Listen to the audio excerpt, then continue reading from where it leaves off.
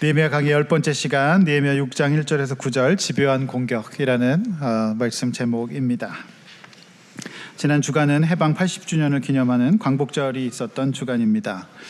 고대로부터 근현대사 이르기까지 우리나라 정치의 역사에는 암살이라고 하는 끔찍한 일이 있었습니다. 이와 같은 역사는 우리나라뿐만 아니라 세계사 속에서도 동일하게 볼 수가 있습니다. 특별히 우리나라의 경우 1945년에서 49년 이것을 해방공간이라고 얘기하는데, 이때 특별히 우리나라의 정치 지도자들이 많이 암살당했습니다. 그것을 우리는 역사 공부를 통해서 잘 알고 있습니다. 오늘 느헤미야 6장 말씀 함께 우리가 살펴볼 것인데요, 대적들의 온갖 방해 속에서도 느헤미야는 꿋꿋하게 넘어가지 않습니다. 그러자 이제 대적들이 선택한 방법은 암살이었습니다. 느헤미야를 살려둘 수 없다, 끌어내서 죽이자. 이것이 오늘 느헤미야가 당하고 있는 공격입니다. 하나님께서 우리를 구원하시는 일에도 성실하시고 열심히 있으시듯이 이 대적의 방해 역시 참으로 집요합니다. 얼마나 열심히 하는지 모릅니다. 절대 가만히 있지 않습니다. 절대 포기하지 않는 거죠. 집요하고 악해지는 모습 볼 수가 있습니다. 따라서 오늘 본문에서 관찰되는 대적들의 비열하고도 악랄한 공격의 모습은 오늘날 가정과 세상 속에서 영적인 싸움을 싸우고 있는 저와 여러분들에게도 매우 구체적인 지침을 주고 있는 말씀이라고 생각이 됩니다. 내비게이션이 없던 시절 우리는 지도책을 가지고 참 많이도 헤맸습니다. 팩스로 지도 보내주면은 거기 찾아가고 그래서 참 힘들었습니다. 제가 내비게이션 나오기 전에 집회를 다닐 때 팩스로 주로 이제 지도를 봤습니다. 그러면 그 어떤 시골 교회나 뭐 수양관이나 뭐 이런 데 찾아가려면 참 많이 헤맸던 기억이 납니다. 지금도 기억나는 거는 어떤 교회 수양관이었는데 밤에 도착했는데 수양관 앞에는 교인 공원묘지가 있거든요. 너무너무 무서웠던 기억이 납니다. 묘지 속으로 들어가야 이제 수양관이 있는 거예요. 그러나 여러분, 지금은 GPS가 인도해 준 내비게이션이 있는 한 어디를 가도 걱정이 없습니다. 정확하게 길을 인도해 주기 때문에 초행길도 전혀 염려가 없는 것이죠. 이처럼 우리가 성경 말씀은 우리 인생의 내비게이션이라서요, 우리가 이대로 인도를 받으면 헛되게 시간과 물질과 건강을 낭비하지 않을 수 있습니다. 자, 그런 면에서 오늘 말씀은 우리가 시험 많은 이 세상, 영적으로 공격 많은 이 세상에서 어떻게 살아가야 하는지에 대한 너무 정확한 어떤 지침을 주는 그런 말씀이 되겠습니다. 혹시 그동안 너무 피곤하셔서 제 설교 소리를 자장가 삼아서 푹 주무셨던 성도님들이라도 오늘은 절대 주무시면 안 됩니다. 오늘은 정말 손해보실 겁니다. 정확하게 모든 공격을 이기고 분별할 수 있는 방법, 이것을 오늘 너무 잘 보여주고 있기 때문입니다. 자, 느헤미야, 대적들은 극기야 이래도 저래도 넘어지지 않는 느헤미야를 암살하려고 하는데요, 가짜 뉴스를 퍼뜨려서 느헤미야의 약점을 공격하고 극한의 스트레스 가운데 몰아넣고 있는 그런 모습이거든요. 그러나 느헤미야는 모든 공격을 막아내고 다음 주 본문에서 아마도 그럴 것 같은데 성벽 공사를 마무리하게 됩니다. 자, 이 느헤미야는 어떻게 이 날카로운 끈질긴 집요한 이 공격을 막아내고 승리했을까요? 이 놀라운 비밀을 오늘 함께 저 여러분이 살펴보려고 하는 것입니다. 자, 본론입니다. 첫 번째, 영적인 자리와 사명이 대적의 집요한 공격을 막아준다라고 하는 것이죠. 자, 1절, 산발랏, 도비아, 아라비아 사람 겟셈, 소위 이 세 명이 악의 축입니다. 이 셋이 지속적으로 이스라엘 백성들 예루살렘 성전과 성벽 건축을 방해합니다. 그래서 느헤미야는 이들을 뭐라고 얘기해요? 원수다라고 규정하고 있습니다. 왜 원수입니까? 그동안 우리는 쭉 봤어요. 너무나도 하나님을 대적하고 성벽 건축하고 허물어진 틈을 남기지 않는 것을 견디지 못하고 분노하고 있는 그런 모습이죠. 따라서 이 한 절의 교훈이, 이 말씀이 주는 교훈은 명료해요. 우리가 속해 있는 그룹, 이 세상의 모든 그룹 속에서 하나님을 대적할 수가 있고요, 그 속에서 우리는 어떤 역할을 하는지 이걸 잘 봐야 된다. 이것을 이제 우리가 생각할 수가 있는 것이죠. 그래서 이때는 다 되었는데 아직 문짝을 달지 못한 상황입니다. 그러니까 건축에서 문이 얼마나 중요합니까? 이제 현관 문이 잘 달리고 대문이 달려야 이제 아무나 못 오게 하고 도적으로부터 보호할 수 있고 이런 것이죠. 그러니까 이 문을 달아야 되는 것으로 건축이 마무리가 되는데 다 된 것 같지만 문이 아직 안 달렸기 때문에 굉장히 취약한 상황이다. 그렇게 볼 수가 있고요. 대적들은 이때를 이제 마지막 공격의 기회로 본 것입니다. 그래서 느헤미야는 이들을 영적인 원수들이다. 이렇게 강한 단어를 써서 규정을 하고 있어요. 자, 2절. 세 사람이 사람을 보내 느헤미야를 불러냅니다. 뭐라고 얘기하죠? 오라, 우리가 오노평지 한촌에서 서로 만나자. 그러나 이것은 실상 느헤미야를 불러내어서 지도새도 모르게 암살하려는 음모였습니다. 오노는 유다와 사마리아 접경 지역으로서 지금 느헤미야가 있는 예루살렘에서 떨어진 외곽 지역이었습니다. 2절의 톤을 보시면 굉장히 부드럽죠. 저들은 일종의 정치적 타협을 지금 하고 있는 겁니다. 우리 와라. 여기서 우리 같이 이제 그만 싸우고 여기서 뭔가 타협을 해보자. 만약 이때 느헤미야가 이 오노 평지로 나갔다면 느헤미야서는 6장에서 끝났을 겁니다. 느헤미야가 사망하다. 3절 느헤미야가 사람을 보내서 답을 하죠. 답은 굉장히 명료해요. 뭐라고 대답합니까? 내가 하나님의 큰 역사를 하기 때문에 못 간다라고 하는 거죠. 명료하죠? 어떻게 내가 하나님이 나에게 맡겨주신 이 일을 중지하고 내려가겠느냐라고 말을 하고 있는 겁니다. 여러분, 이 오노 평지 어감도 좋지 않아요. 정말 그건 오노예요. 거기 가면 죽는 겁니다. 정말 오노입니다. 이 오노 평지가 고려시대 말로 치면은 정몽주가 갔던 선주교 같은 곳이 아니었을까요? 그래서 철퇴 맞아서 죽는 겁니다. 그래서 정말 오노예요. 4절 그들은 거절하자 4번이나 계속해서 집요하게 요구합니다. 그래서 우리가 이걸 통해서 알 수 있는 것은 사단이 집요하다. 여러분, 우리가 천국 갈 때까지 하나님 백성으로서 제대로 살아가는 일을 주님 다시 오셔서 심판하셔서 사단의 권세를 완전히 멸망하실 때까지. 지금 근데 머리가 상했거든요. 그러니까 깨어있으면 이길 수 있는 겁니다. 마치 술 취한 사람처럼 막 찌르고 있기 때문에 돌아가면 이기는 거예요. 근데 나도 취해 있으면 지는 겁니다. 그래서 집요하다. 절대 놔주지 않을 거다. 끊임없이 우리를 넘어뜨릴 것이다. 이거를 보죠. 그러니까 느헤미야 대답은 항상 똑같아요. 우리가 느헤미야서를 보아서 잘 알고 있습니다. 결정적인 순간마다 깨어서 하나님만 바라봤어요. 이때 만약에 느헤미야가 정치적인 계산이나 인간적인 방법으로 이 문제를 풀어보려고 했고 믿음의 대상이 하나님에서 사람으로 옮겨갔다면 그는 꼼짝없이 암살로 생을 마무리하게 됐을 겁니다. 자, 그렇다면 어떤 원칙으로 이 위기를 극복한 것일까? 이거를 우리가 다시 묵상을 해봐야 되죠. 첫 번째, 영적인 본진인 예루살렘과 사명을 떠나지 않았기 때문에 그가 지금 암살당하지 않았다는 것을 알 수 있어요. 그의 대답은 내가 하나님의 큰 일을 하고 있기 때문에 못 간다라고 하는 거예요. 원수들은 악합니다. 그래서 참 만만치 않아요. 절대 호락호락하지 않습니다. 근데 우리가 내 자신을 과신하거나 내 믿음을 과신하거나 또는 영적인 중심을 잡지 못하면 우리는 바로 오노평지로 나갑니다. 내가 해결할 수 있을 것 같거든요.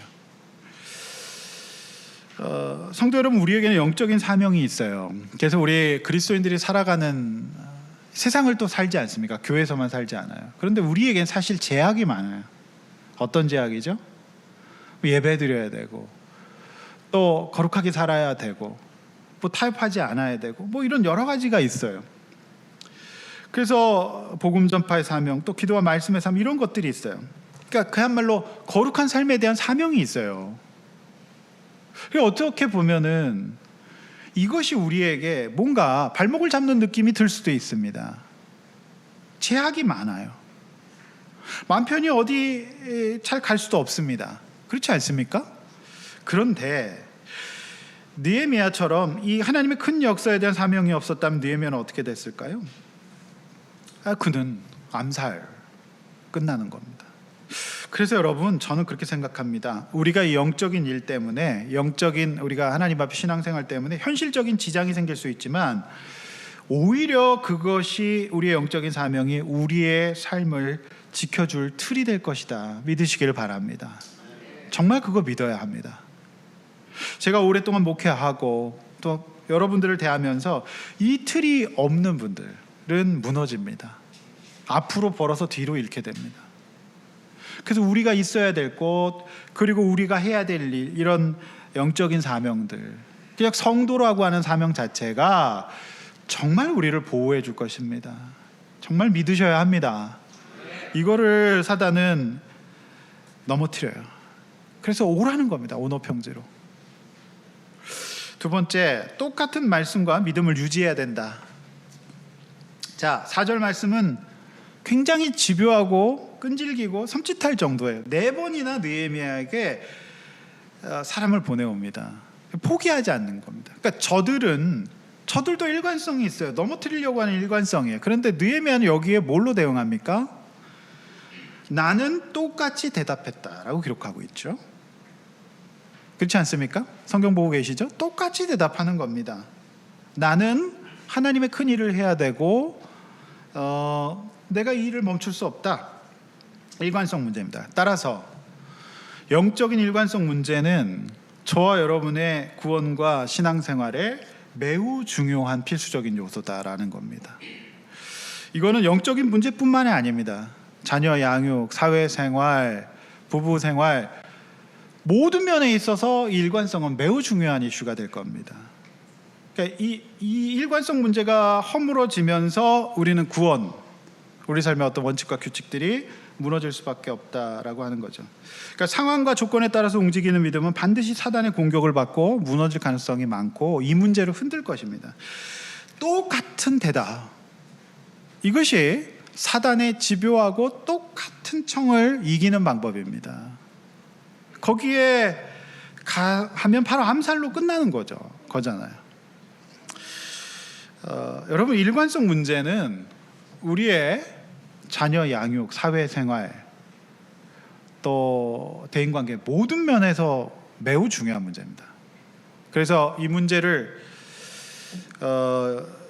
중요한 문제로 다루고 있는데, 전에 제가 소개해드렸던 아주대 조선미 선생님의 책 조선미의 초등생활 상담소에 보면 이런 내용이 있습니다. 잘 특별히 부모님들을 잘 들어보십시오. 아이는 습관적으로 짜증을 내는 것 같습니다. 엄마가 입을 열 때마다 내용도 듣지 않고 그냥 습관적으로 짜증을 내는 거죠. 부모도 사람입니다. 어딘가에 부모도 약한 고리가 있기 때문입니다. 그런데 애들은 그걸 귀신같이 알아봅니다. 애들은 그걸, 이 선생님 표현은 귀신같이 본다는 거예요. 엄마의 약한 고리를. 엄마 요거 건드리면 바로 약하고 너무 귀신같이 한다. 그래서 아이가 짜증을 낼 때마다 엄마가 물러서면서 틈을 준 건 아닐지 돌이켜보세요. 아이의 습관은 처음 시작했을 때 보상이 주어졌기 때문에 만들어진 경우가 많습니다. 일단 만들어진 습관은 보상이 없이도 유지가 됩니다. 관성이 생기기 때문이죠. 그렇게 아이는 하기 싫은 걸, 꼭 해야만 되는 걸 시킬 때 습관적으로 짜증을 내게 될 수 있습니다. 행동 수정의 원리에 따르면 행동의 결과를 바꿔주면 행동이 달라집니다. 행동 수정은 행동의 결과를 바꿔주면 수정된다. 아이가 짜증을 냈을 때 엄마가 멈칫한다든지, 그 어떤 이슈를 갖고 아이가 엄마를 공격하거든요. 그때 거기서 약점이 있다면 거기서 작동이 되면 멈칫한다든지 타협해준다든지 또는 화를 낸다든지 하는 여러 가지 선택지가 있습니다. 그런데 결과를 바꿔주려면 무관심이 제일 좋습니다. 내가 어떤 행동을 했는데 아무것도 달라지지 않는다는 것을 알려주는 겁니다. 아이는 점차 짜증을 내도 소용이 없다는 것을 깨닫게 됩니다. 이렇게 기록하고 있습니다. 그러니까 이제 이 부모의 일관성 문제가 잘못된 보상으로 비일관성을 보이면 아이는 행동 수정이 안 된다. 그리고 그거는 관성이 되고 습관이 된다는 거예요. 우리가 세상 살아봐서 압니다. 하기 싫은 거, 하고 싶지 않은 거, 해야만 되는 거, 이거는 피할 방법이 없습니다. 느헤미야는 반복되는 공격, 유혹 속에서도 승리할 수 있었던 것은 이처럼 저들에게 행동 수정을 했던 겁니다. 어떻게 해요? 무반응으로, 일관성으로. 너희들이 아무리 나를 청하고 아무리 나를 계속해서 불러내도 나는 하나님의 큰일이 있다. 나는 예배드린다. 나는 하나님 앞에서 살아가야 한다. 이 모습으로 무반응으로 영적인 일관성을 유지했어요. 여러분, 이게 정말 쉽지 않습니다. 여기에서 무너지면 사단은 우리를 너무 잘 알고 있기 때문에 그 문제로 집요하게 계속해서 일관성을 무너뜨릴 것이다. 그래서 우리 신앙생활에 있어서 일관성 문제와 우리가 지켜야 될 자리는 매우 중요하다. 여러분, 이거를 우리가 깨달을 수가 있는 것이죠. 잘 한번 생각해 보십시오. 내가 하나님의 은혜 가운데 있고 거룩하게 살려고 했을 때 하나님은 반드시 오히려 그것으로 나를 지켜주시고 보호해 주실 겁니다. 믿으시기 바랍니다. 두 번째, 약점의 관리가 대적의 집요한 공격을 막아준다. 5절에서 9절 통해서 우리는 볼 수가 있습니다. 자, 5절. 느헤미야가 전혀 반응을 안 합니다. 그러니까 일관성을 계속 유지해요. 행동 수정을 지금 해주고 있는 겁니다. 너희들이 아무리 얘기해도 아닌 거는 아니다. 이렇게 가죠. 그래서 이제 다섯 번째는 이 대적들이 이제 전략을 바꿔요. 성경 잘 보십시오. 저는 이 부분을 보면서 깊은 탄식이 나왔어요. 사단은, 영적인 그 세력은 우리를 넘어뜨리기 위해서 진짜 머리를 많이 쓰는구나. 얼마나 머리가 좋은지 몰라요. 그리고 생각 많이 하는구나. 여러분, Think Deeply라는 설교를 했어요. 깊이 묵상하고 깊이 생각하고 문제를 해결해 나갔어요. 근데 저들도 엄청나게 머리를 쓰겠구나. 4번 집요하게 해보고요. 안 되니까 또 방법을 머리를 써서 바꾸는데, 이 공격은 그동안 느헤미야에게 당했던 공격 가운데 가장 저열하고 치밀하고 타격이 있는 방법이었어요. 제가 이걸 보면서 정말 정신 못 차리면 큰일 나겠구나 싶은 생각이 들었어요. 그러니까 한마디로 얘기해서 우리가 정말 살벌하게 깨어있지 않으면 100% 넘어집니다. 그냥 끌려가요.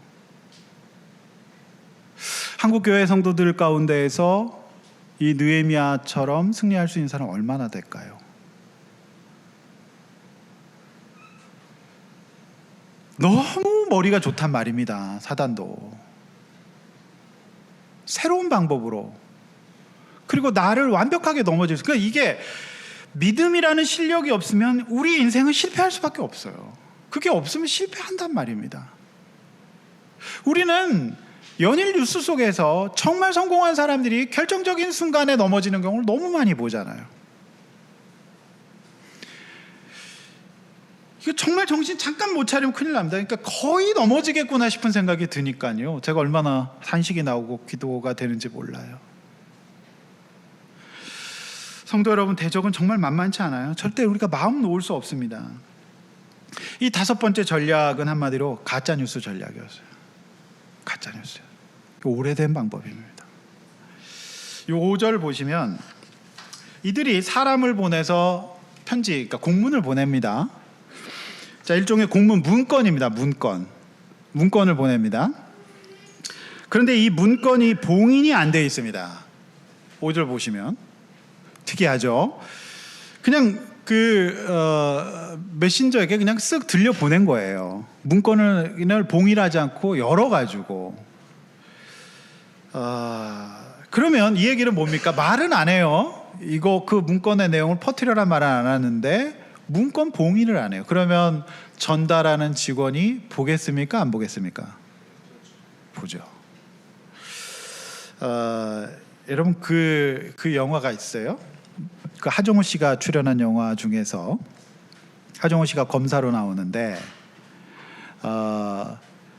이제 이분이 쫓겨나요. 그래가지고 그 바나나 킥 박스였을 거예요. 그 박스를 이렇게 퇴근하면서 막 기자가 물어보는데 그 박스를 차 뒤에다가 쓱 그냥 봉인하지 않고 내려놓고 그냥 쭉 타고 나오죠. 그러면서 백밀러로 딱 보면서 그 기자한테 이런 얘기를 하죠.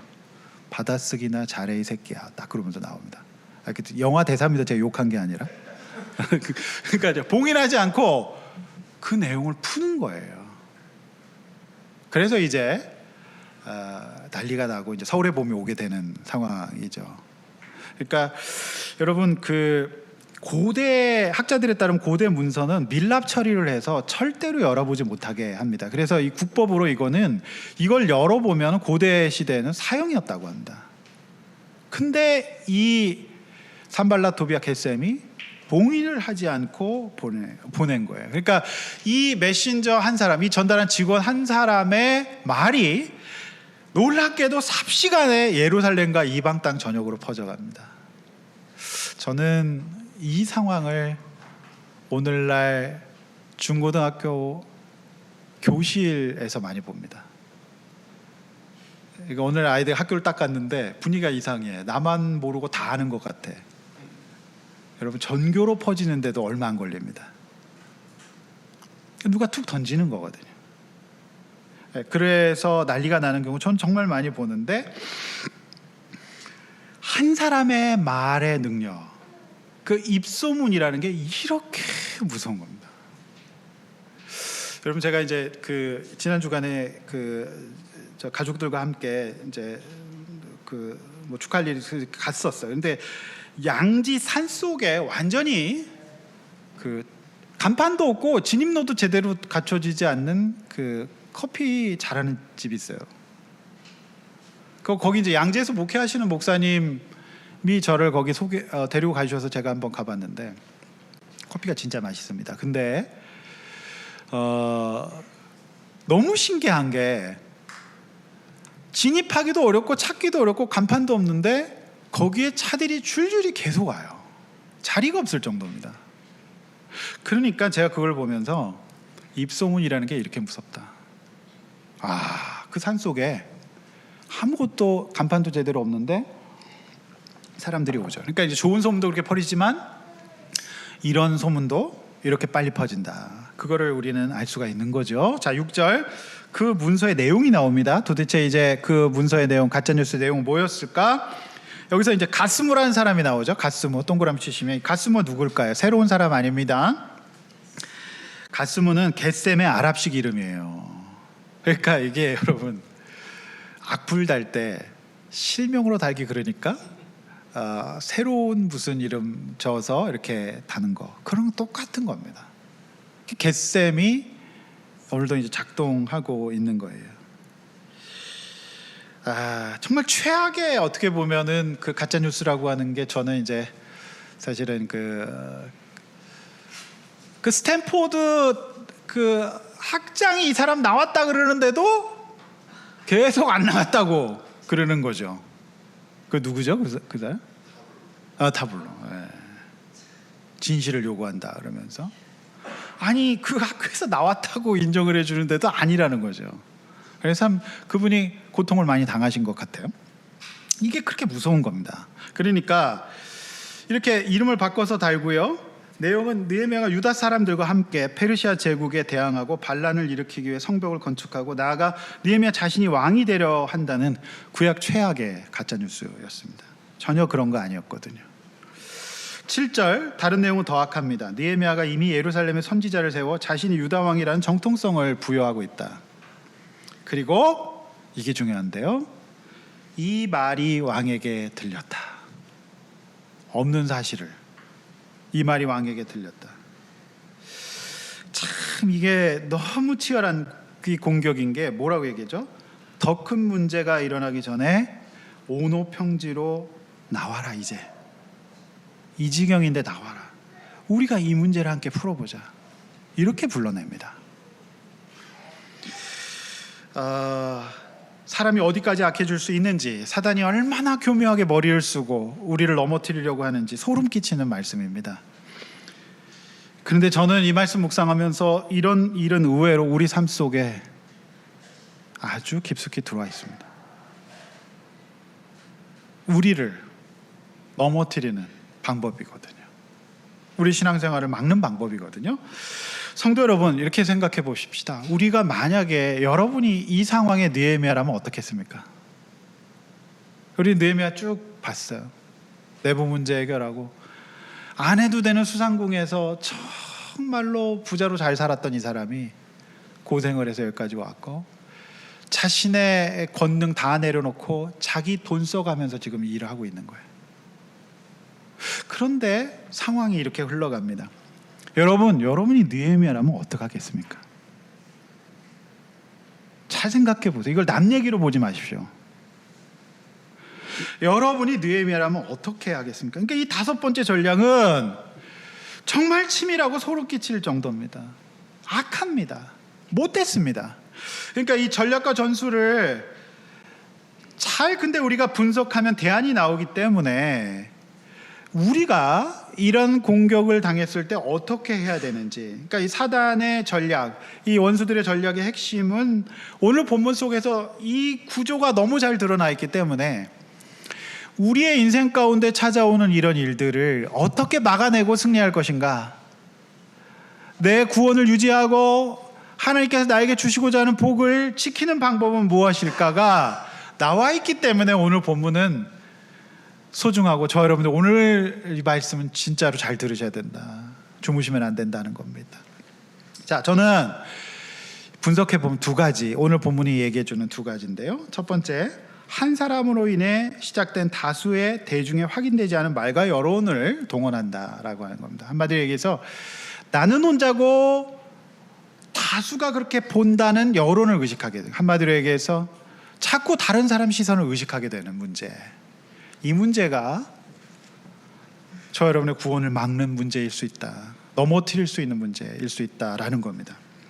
여러분, 주장과 사실은 다르지 않습니까? 그런데 원수들은 악한 것이 한 사람의 말의 힘과 그로 인해 형성된 다수의 여론의 힘을 잘 알고 활용했어요. 그 내용은 완전한 거짓이죠. 이게 이제 정치 집단에서 주로 이런 건 많이 합니다. 프레임이라고 하죠. 그런데 이 집단이 있는 곳에는 늘 이런 일이 있어요. 우리 교회도 집단이 있죠. 소그룹이 있고, 우리도 교회도 어떻게 보면은 그룹 아니겠습니까? 그러니까 우리가 이 본문을 잘 보면서 우리가 이겨야 하거든요. 제가 이제 이 설교를 준비하면서 많은 자료들과 많은 해석자들의 해석을 참고하고 봅니다. 근데 제가 이 본문을 다루고 있는 하나의 해석자가 이런 말씀을 하시더군요. 굉장히 유의미한 내용이었어요. 제가 인용을 해드릴게요. 신앙의 자유를 찾아서 영국에서 메이플라워를 타고 신대륙으로 미국으로 옵니다. 그래서 이들이 미국에 이제 신앙의 자유를 찾아서 미국에 이제 오잖아요. 그래서 그들이 제일 먼저 한 일은 예배당을 세우는 일이었어요. 그리고 추수감사 어렵게 개간을 해서 농사를 지어서 땡스기빙을 한 겁니다. 그게 이제 추수감사절이거든요. 그리고 이제 신학교를 제일 먼저 세워요. 그게 바로 이제 하버드 목사가 세운 하버드 신학교입니다. 그렇게 이제 학교가 시작이 된 거죠. 그래서 이렇게 신대륙에서 신앙생활 해보려고 정말 깨어서 있습니다. 그런데 그때 청교도도 왔지만 영국에서 범죄자들, 그러니까 영국에서 이제 살 수가 없는 사람들도 같이 많이 넘어왔다고 합니다. 자, 그러니 지금 신대륙 개간과 개척을 해야 되는 힘든 상황이었고요. 여러 가지 사람들이 모여 있는 상황이었어요. 그러니 얼마나 많은 일들이 일어났겠습니까? 그 내부에서. 개척도 이런 개척이 없는 겁니다. 그렇지 않습니까? 그래서 이 청교도들은 공동체 생활을 하면서 소문과 확인되지 않는 내용들이 공동체와 하나님 앞에서 우리의 이 청교도 국가를 세우는 이 일을 방해할 것이라는 것을 너무 잘 알고 있었다. 그래서 이 3가지 원칙을 세웠다고 합니다. 그게 뭔지 아십니까? 첫 번째, 사실을 확인하라였어요. 이거 사실 아니거든요. 지금 이 본문의 내용들은. 그러니까 우리가 어떤 말이나 소문을 들었을 때 반드시 그 이야기를 전해주는 한 사람의 말이나 소문이 아니라 사실을 확인하라는 거예요. 사실을 확인하라. 두 번째, 반드시 본인에게 확인하라 했어요. 그 말을 전해준 사람이 아니라 반드시 당사자 본인에게 확인하라는 거였어요. 세 번째, 이 말을, 이 소문을 전했을 때 하나님께 영광이 되는가, 나의 구원과 상대방의 구원에 도움이 되는가를 생각하라였어요. 굉장히 유의미하죠.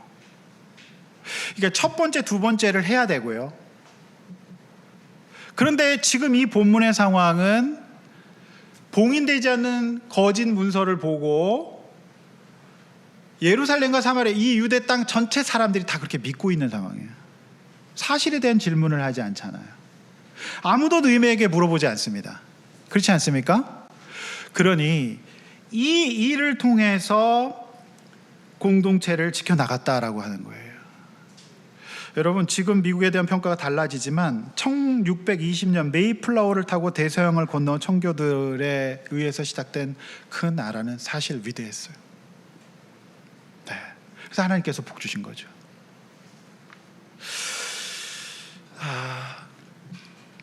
두 번째, 대적은 우리의 약점을 절대 놓치지 않고 공격한다는 점입니다. 자, 느헤미야 총독, 그 역시 총독이었지만 누구의 아랫사람입니까? 페르시아 제국의 아닥사스다 왕의 아랫사람입니다. 그런데 느헤미야는 본국에서 술 맡은 관원정 생활을 하면서 아닥사스다 왕이 가장 못 참는 부분이 무엇인지를 누구보다도 잘 알고 있는 사람입니다. 아닥사스다 왕이 제일 싫어하는 부분이 바로 이 부분이거든요. 그러니까 느헤미야가 유능해서 그를 보내줬지만 반드시 돌아와라고 약속했어요. 그리고 그에게 재료와 경비까지 줘서 보냈습니다. 그런데 오늘 이 문서의 내용은 모반이었어요. 반역이었어요. 그러면 아닥사스다 왕이 어떤 행동을 할지 느헤미야는 알고 있었고, 놀랍게도 원수는 느헤미야의 그 약점을 딱 쥐고 있는 겁니다. 사실 여부를 떠나서 이 문제가 왕에게 들어갈 경우 성벽 건축 사역과 그의 장래 모든 면에 있어서 굉장한 위기가 찾아올 것은 자명하지 않습니까? 이것을 아는 대적들은 이렇게 해놓고 뭐라고 얘기해요? 너는 이제 오라. 이제 오라. 더 이상 문제가 커지기 전에 이제 와서 우리와 의논하자, 이렇게 얘기합니다. 여러분, 이 공격을, 그리고 나만 이렇게 내 주변에 사람이 없는 것 같고 다른 모든 사람들이 뭔가 보는 눈빛들이 이상해. 그 상황이에요. 여러분, 이렇게 되면 우리가 진짜로 마음 지키기 어렵습니다. 제가 볼 때는 외부 공격의 최고 수준의 공격이에요, 지금. 그래서 다음 주에 마지막 공격 한 번 더 있고 그 다음에 완성되게 됩니다. 6장에서 성벽이. 그러니까 해피엔딩입니다, 결과는. 그러니까 이 내용은 저와 여러분의 삶 가운데도 자주 일어나고 오래된 방법입니다. 그런데 매우 지금 현실적인 방법이에요. 그러니까 이거를 계속해서 우리가 넘어지도록 하는 방법으로 쓸 것인데, 이것을 분석하고 알고 우리가 느헤미야의 방법을 예로 삼는다면 우리는 반드시 승리할 수 있고 성숙할 수 있고 구원과 하나님의 축복을 지킬 수 있다라고 하는 겁니다. 할렐루야. 얼마나 감사해요. 이게 그래서 내비게이션인 거죠. 여러분, 현대 뇌과학은 인간이 지금 스트레스를 받게 되잖아요. 그러면 이 스트레스를 받으면 제일 먼저 뇌 속에서 편도체라고 하는 것이 활성화됩니다. 편도체가 하는 방법은 감정을 조절해요. 이게 뭐냐면 두려움, 분노, 무서움, 이런 것들을 일으키거든요, 편도체에서. 그래서 이게 이제 딱 올라옵니다. 그러면 합리적인 거, 일관된 입장, 객관적인 거, 이런 거는 우리 이마 밑에 전두엽에서 관장합니다. 그런데 편도체가 활성화되면 전두엽은 스위치를 끕니다. 한마디로 얘기해서 사람이 스트레스를 받으면 이성이 멈춘다는 얘기죠. 그러니까 지금 이 상황은 그야말로 느헤미야의 편도체를 활짝 열고 전두엽을 완전히 꺼트리는 상황으로 볼 수가 있는 것이죠. 그렇지 않습니까? 그러면 사람이 두려움에 사로잡히고 합리적이고 이성적인 판단, 일관성 다 날아갑니다. 보통 사람들은 편도체 활성화되고 전두엽이 꺼지면 바로 사실은 막 이렇게 욕설이 나간다든지 집어 던진다든지 그 다음에 해서는 안 될 말을 막 하고 약속을 한다든지 이렇게 되거든요. 그러니까 사실상 요즘 치료자들과 학자들은 편도체 안정화가 현대인에게 있어서 가장 중요하다는 말을 일관되게 하고 있습니다. 여러분, 편도체가 활성화되면 우리 뇌 속에서 코르티졸이라는 호르몬이 막 나오게 되면서 제일 먼저 오는 증상이 잠이 안 옵니다. 그러면서 이 코르티졸은 혈압을 올립니다. 그래서 뒷목을 잡게 되는 거죠. 그리고 잠을 못 자게 만들어요. 근데 여러분, 이 우리의 편도체를 자연적으로 안정시킬 수 있는 제일 좋은 방법은 뭔지 아십니까? 두 가지인데요. 첫 번째, 충분히 주무셔야 돼요. 두 번째, 운동입니다. 이게 이제 일반은총에 자연적으로 주신 거거든요. 이런 이제 악순환이 벌어지게 되면서 잠을 못 자고 멍한 상태에서 우리가 회사를 가게 되는 거죠. 그렇게 되면 어떻게 되죠? 실수를 자꾸 하게 되는 겁니다. 그러니까 이제 정말 이성적인 판단을 못 하게 되는 거죠. 만약 이때 느헤미야가 급하게 말하고 행동하면 어떻게 되죠? 바로 암살이죠. 죽음입니다. 그래서 여러분, 냉장고 팔았던 기업에서 순간의 선택이 평생 10년을 좌우한다 그랬나요? 그 카피 굉장히 유명한 카피잖아요. 그러니까 여러분, 쇼핑하러 가실 때는 반드시 편도체를 안정화하고 가십시오. 네. 정말 중요한 겁니다.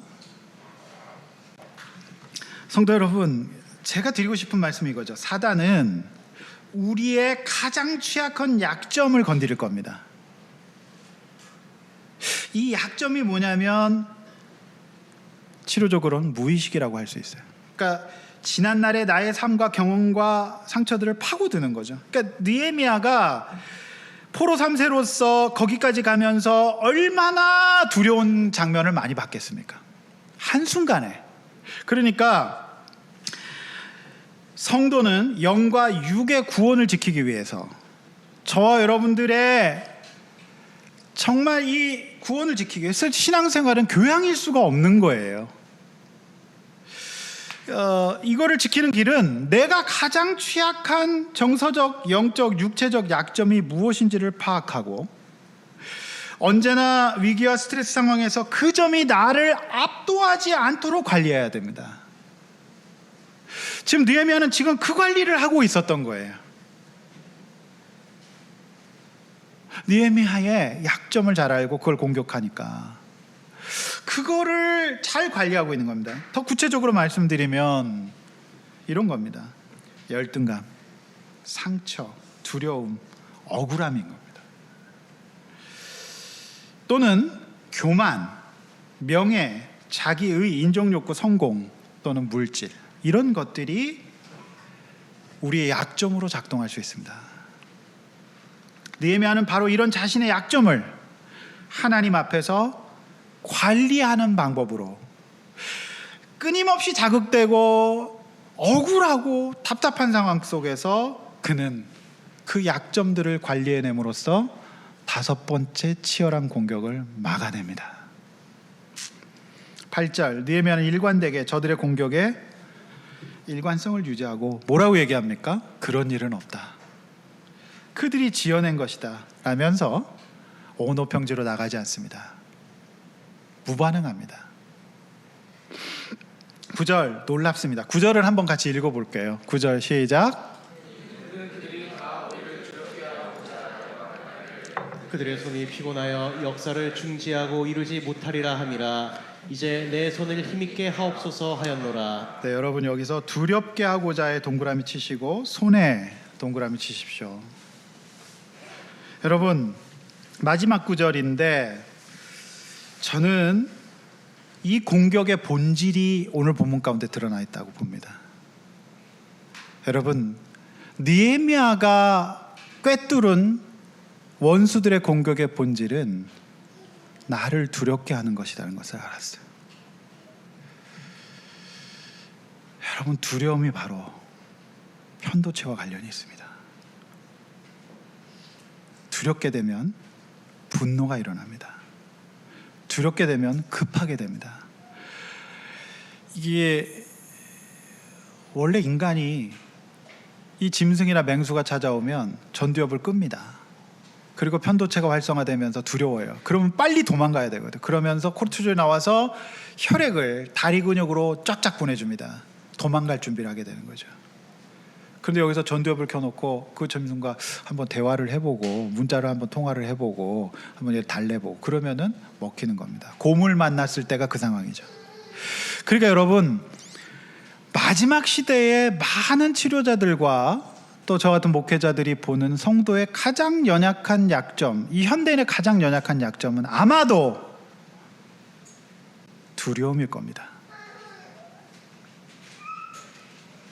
이 두려움을 건드릴 겁니다. 그런데 성경은 뭘로 살라 그래요? 믿음으로 살라 그래요.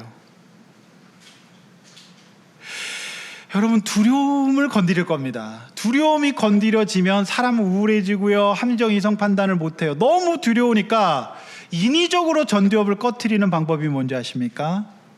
그게 술이에요.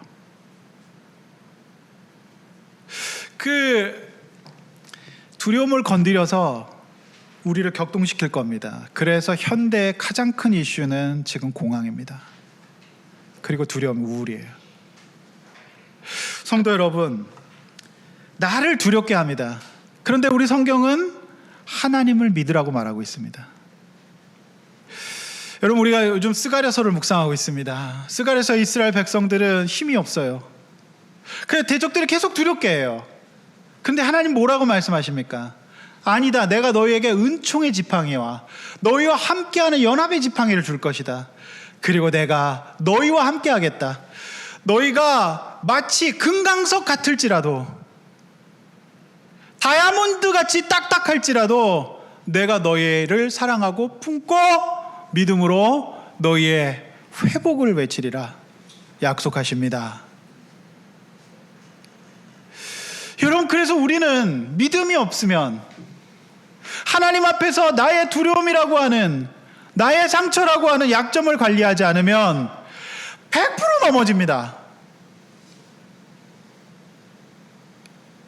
그래서 나의 연약함을, 그도 인간입니다. 그래서 그도 스트레스 받죠. 그래서 9절은 그가 그 스트레스를 어떻게 관리할지 보여주는데, 그도 인간이에요. 그래서 그도 두려워요. 그도 열받아요. 그도 스트레스 받아요. 그래서 뭐라고 얘기해요? 하나님께 기도합니다. 하나님, 그들의 손이 피곤하여 역사를 하는 일을 그치게 하시고 이루지 못하게 해주십시오. 우리의 이 시대의 최고의 보험이고 최고의 피할 곳이고 최고의 바위는 하나님 앞에 기도하는 겁니다. 근데 사단은 그래봐야 소용이 없다, 나만 당하고 있는 거다라는 생각을 들게 하거든요. 아닙니다. 기도하십시오. 마지막 시대의 성도들의 기도를 대접에, 금대접에 담으신다고 말씀하세요. 하나님 반드시 일하십니다. 믿습니까? 여러분, 사단은 우리를 두렵게 하는 거예요. 그거 건드리면 다 넘어진다는 거 알고 있는 거거든요. 두려워하지 마십시오. 두려워하면 이성적 판단을 하고 합리적 판단, 믿음을 유지하는 전두엽이 멈춘다는 겁니다. 이런 치열하고 억울하는, 정말로 비열한 공격을 받고 있을 때 마음을 잡고 중심을 잡고, 그래서 여러분, 저는 한 주 한 주의 예배가 영적 전쟁이라고 봐요. 오늘 여러분 이 자리에 앉아 있는 게 전쟁입니다. 그래서 기도할 수밖에 없어요. 여러분, 전 약점이 많죠, 저도. 그래서 저의 묵상의 시작은 항상 제가 회개할 것들을 적는 거예요. 제가 돌아봐야 될 것, 관리할 것들을 보는 겁니다. 그리고 시작해요. 안 그러면 너무 대적이 머리를 잘 써요. 100% 넘어집니다, 제가 봤을 때는. 그래서 정말 깨어 있어야만 됩니다. 여러분, 목회가 믿음 없이는 못합니다. 저는요, 여러분들이 예배당에 들어오시고 지금 앉아 계신데 여러분의 모든 표정과 눈빛과 자세가 다 저는 두려워요. 그게 다 저에게 두려움의 이슈가 될 수 있거든요. 저는 그래요.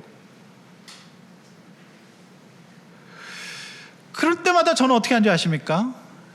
제가 어떻게 여러분의 마음을 바꾸겠습니까? 제가 어떻게 여러분의 마음을 얻겠습니까? 저는 못. 성령께서, 하나님께서 은혜로 붙잡아 주시는 믿음이 없이는 목회는 스트레스가 될 겁니다. 저는 하나님 앞에, 우리가 다 두렵죠. 근데 이 두려우면 일단은 조심해야 돼요. 잠이 안 와요. 그리고 합리 이성적 판단을 못하게 됩니다.